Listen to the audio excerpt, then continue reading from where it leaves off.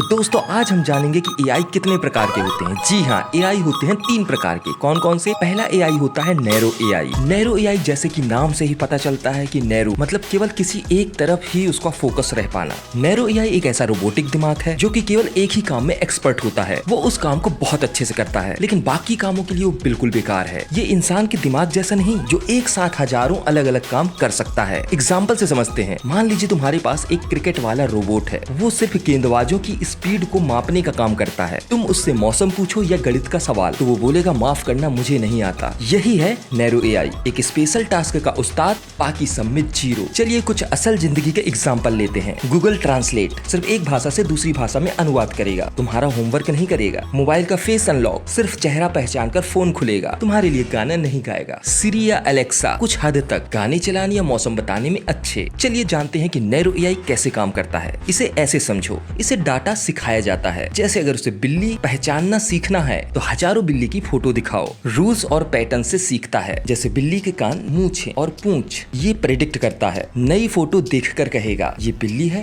या ये कुत्ता है। लेकिन नैरो एआई की कुछ लिमिटेशन भी हैं। चलिए जानते हैं इसकी कुछ कमजोरियां। एक ही काम में बंधा हुआ है, मल्टीटास्किंग नहीं कर सकता, नए टास्क सीखने के लिए फिर से ट्रेनिंग करनी पड़ती है, खुद से क्रिएटिविटी नहीं ला सकता, सिर्फ वही करेगा जो उसे सिखाया गया है। अब जानते हैं कि ये क्यों जरूरी है। आज के टाइम पे आप देखोगे तो नैरो एआई हर जगह है। आपके मोबाइल, बैंक में, अस्पताल में, ट्रैफिक लाइट में, सोशल मीडिया में, डॉक्टरों को एक्सरे बीमारी में ढूंढने में मदद करता है। यूट्यूब को ये बताने में मदद करता है कि तुम्हें कौन सी वीडियो पसंद आएगी। शॉर्ट में याद रखो, नैरो एआई एक स्पेशल टास्क का मास्टर, लेकिन बाकी सब में नाकाम। इंसान की तरह सोच नहीं सकता, बस जो सिखाया गया है वही करेगा। फिलहाल जो अभी जनरेशन चल रही है वो चल रही है नैरो एआई की। अगर आपके पास चैट जीपीटी है या आप किसी भी एआई का यूज कर रहे हैं तो वो अभी चल रहा है नैरो एआई में। तो सोचिए कि अब आप जब अपडेट होंगे तो इसके आगे आने वाला है जो कि फ्यूचर में एजीआई, जो कि हमारा दूसरा एआई का टाइप है। जी हाँ, एजीआई। चलिए देखते हैं कि एजीआई क्या है। एजीआई का मतलब है आर्टिफिशियल जनरल इंटेलिजेंस, यानी ऐसी मशीन या कंप्यूटर की बुद्धि जो इंसान की तरह सोच सके, समझ सके और अलग अलग काम कर सके। सिर्फ एक स्पेशल टास्क के लिए नहीं बल्कि हर तरह के टास्क के लिए। सिंपल एग्जांपल, आज के रोबोट और एआई को अगर क्रिकेट खेलना सिखाओगे तो वो बस क्रिकेट खेलेगा, लेकिन एजीआई वाला रोबोट क्रिकेट भी खेलेगा, गणित का सवाल भी हल करेगा, पेंटिंग भी बनाएगा, मजाक भी करेगा और नई चीजें भी सीख लेगा, बिल्कुल इंसान की तरह। चलिए जानते हैं कि नैरो एआई वर्सेस एजीआई। आज जो हमारे पास एआई है जैसे कि चैट जीपीटी, गूगल ट्रांसलेट या फेस रिकॉग्नाइजेशन, ये सब नैरो एआई मतलब इनको एक काम में महारत है, लेकिन बाकी काम में ये कमजोर है। जैसे कि नैरो एआई की सोचने की क्षमता सिर्फ एक काम के लिए, वहीं एजीआई की सोचने की क्षमता हर तरह के काम के लिए। वहीं नैरो एआई की सीखने की क्षमता की बात करें तो जितना सिखाया जाता है तय प्रोग्राम के अंदर उतना ही सीखता है। वहीं एजीआई को अगर देखा जाए तो खुद सीखकर एडजस्ट करता है, जैसे कि इंसान। अभी जो नैरो एआई का इस्तेमाल हो रहा है उसमें आप चैट जीपीटी को देख सकते हैं,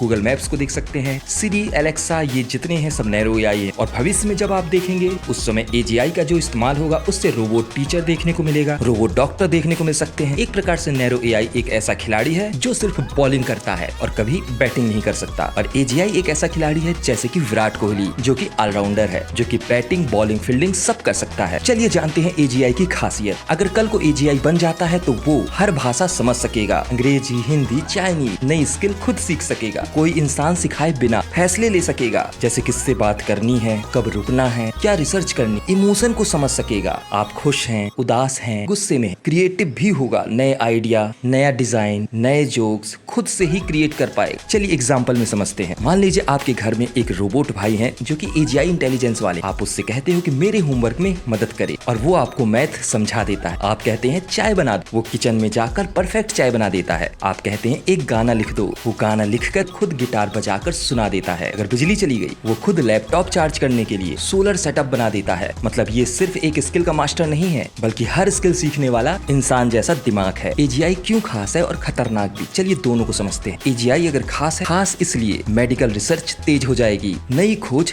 जल्दी होगी, पढ़ाई और काम आसान हो जाएंगे। चलिए थोड़ा सा देखते हैं उन पहलुओं में कि खतरनाक क्या क्या हो सकता है। अगर ये इंसान के खिलाफ चला जाए तो अपने फैसले ये खुद लेगा, नौकरी छीन सकती है क्योंकि मशीन हर काम कर लेगी। अगर ये गलत हाथों में गया तो इसे हथियार बनाया जा सकता है। चलिए जानते हैं आज हम कहाँ हैं। हम अभी भी नैरो एआई के दौर में हैं। एजीआई अभी रिसर्च में है, लेकिन Google deep mind, open AI जैसी कंपनियां इस पर काम कर रही हैं और और उनका कहना है कुछ सालों बाद AGI की आने की भी संभावना है। तो अभी तक आपने जाना AGI, और अब तीसरा AI जो कि है सुपर AI। जी हाँ, जो कि हमारा AI का तीसरा प्रकार जो कि सुपर AI है। सोचो अभी जो हमारे पास है ChatGPT, गूगल ट्रांसलेट, सिरी, एलेक्सा, ये सब नैरो AI, ये बस वही काम अच्छे से कर सकते हैं जिसके लिए इन्हें बनाया गया है। लेकिन भविष्य में एक ऐसा AI भी आ सकता है जो हर चीज में इंसान से भी ज्यादा होशियार हो। जी हाँ, हर स्किल में, हर टॉपिक में, हर काम में। इसी को कहते हैं सुपर AI या आर्टिफिशियल सुपर इंटेलिजेंस, ASI। ये सिर्फ इंसान जैसा नहीं होगा बल्कि इंसानों से लाखों गुना तेज, समझदार और क्रिएटिव भी होगा। मान लो तुम्हारे स्कूल के सबसे टॉपर बच्चे को सोचो, फिर उसके दिमाग को 10 लाख गुना बढ़ा दो।